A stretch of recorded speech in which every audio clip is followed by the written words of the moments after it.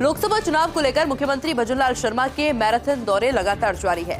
मुख्यमंत्री भजनलाल शर्मा आज कोटा और भरतपुर के दौरे पर रहने वाले हैं।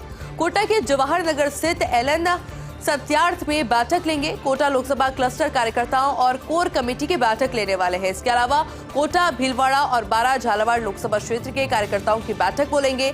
इसके बाद कोटा से सीएम भजनलाल शर्मा भरतपुर के लिए रवाना हो जाएंगे। भरतपुर के सेंचुरी ग्रीन रिसोर्ट में भाजपा नेताओं कार्यकर्ताओं की बैठक लेंगे। उसके बाद भरतपुर, करौली, धौलपुर, टोंक, सवाईमाधोपुर की क्लस्टर कोर कमेटी की बैठक होगी, जिसके बाद 4:45 पर मुख्यमंत्री भजनलाल शर्मा वापस जयपुर के लिए रवाना हो जाएंगे और शाम 5:45 पर महेश्वरी पब्लिक स्कूल जाकर जवाहर नगर में बैठक लेने वाले हैं। जयपुर शहर, जयपुर ग्रामीण, दौसा लोकसभा सीट को लेकर के बैठक होगी।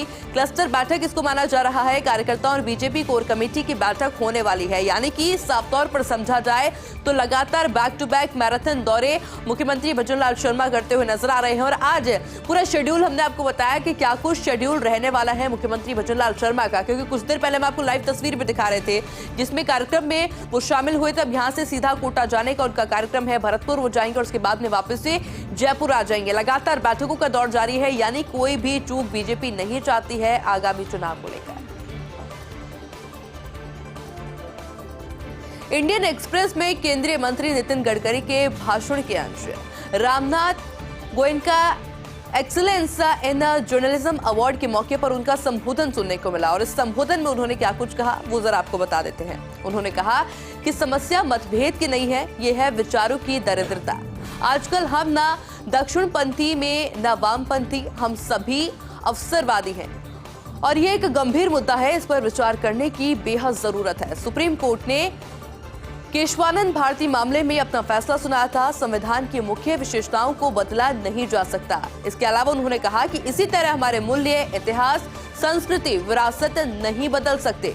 आधुनिकीकरण और पश्चिमीकरण में अंतर है। हम आधुनिकीकरण के पक्ष में हैं। समय के साथ सब कुछ बदलना चाहिए, लेकिन जिस ढांचे पर हमारा भारतीय समाज आधारित है उसको बनाए रखना हमारी पूरी जिम्मेदारी है। लोकतंत्र सेनानी संघ और लोकतंत्र रक्षा मंच का राष्ट्रीय सम्मेलन जयपुर के बिरला ऑडिटोरियम में कार्यक्रम का आयोजन किया गया, जिसमें मुख्यमंत्री भजनलाल शर्मा ने दीप प्रज्वलित कर कार्यक्रम का शुभारंभ किया। हमने तस्वीर आपको दिखाई थी। आपातकाल के 48 साल पूरे होने पर विजय दिवस मनाया गया। सम्मेलन में मुख्य सचेतक भी मौजूद रहे। फिर से रुक करेंगे न्यूज ब्लास्ट का और नजर डालेंगे कुछ बड़ी खबरों पर।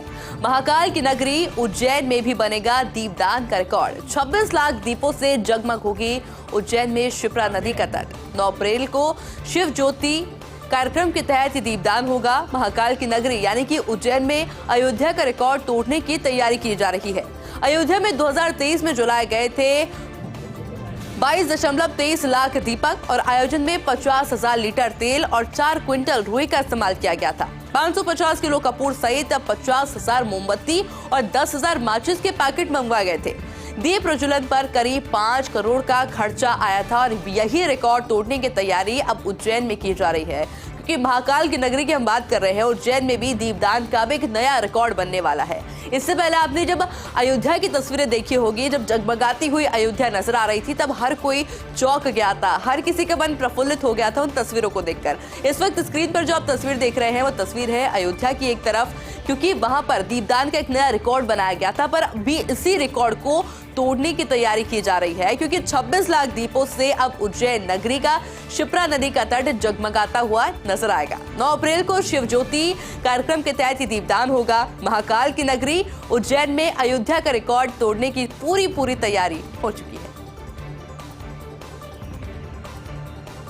हारे का सहारा बाबा श्याम का लक्खी मेला। कल एकादशी पर 11 लाख श्रद्धालुओं ने दर्शन किए हैं। 11 दिवसीय मेले में अब तक 29 लाख भक्त दर्शन कर चुके हैं। रींगस से लेकर खाटू श्याम जी तक श्याम भक्तों का तांता लगा हुआ है। बाबा श्याम के जयकारों के साथ कई पदयात्राएं खाटू नगरी पहुंची। लगातार श्वेत घोड़ों से सजे रथ पर नीले घोड़ों पर सवार होकर निकले। सुनहरे मुकुट की कलंगी धारण कर सांवले सेठ ने भ्रमण किया। परंपरा अनुसार आज बाबा श्याम के शिखर पर चढ़ेगा सूरजगढ़ का निशान, जिसको देखने के लिए लाखों की संख्या में लोग वहां पर पहुंचे हैं। क्योंकि देखिए, अगर शुरू से बात की जाए और अब तक की बात की जाए, न जाने कितने लोग वहां पर पहुंचे हैं, बाबा की शाम का दीदार किया है और खास बात ये रहता है उनकी झांकी, जो कि हर रोज आकर्षण का केंद्र बनी रहती है।